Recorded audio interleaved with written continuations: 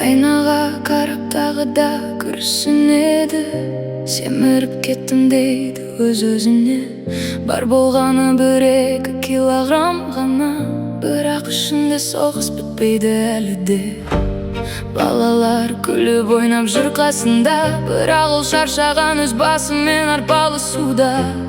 Айқайлап қалады кейде байқамай, кейін үнсіз жылайды жалғыз қалғанда. 100% болмаймын, мен адаммын ғой. Қателесем шаршаймын, жылаймын кейде. Идеал іздеп өзімді жоғалтыппын. Бақыт тұр еді дәл қасымда үндемей.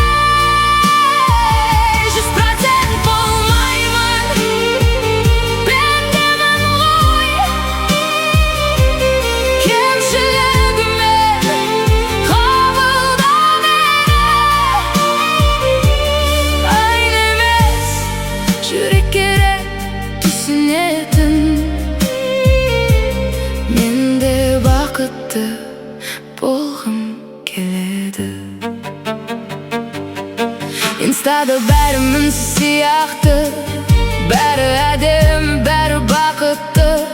Ал оның өмірі шынайы кино, фильтрсіз ауыр бірақ ақиқат бұл. Тағы арықтасам бәрі өзгереді деп, күн сайын өзім қинайды үнсіз. Бірақ ешкім айтпаған бір шындық бар, бақыт салмақта емес, жүректен неге. 100% болмаймын, мен адаммын ғой. Қателесем шаршаймын, жылаймын кейде.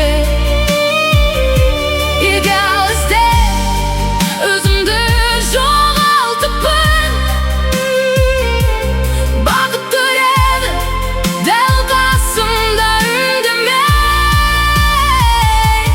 Балаларға керек мінсіз ана емес, жылы құшақ, мейірім жайғана жан.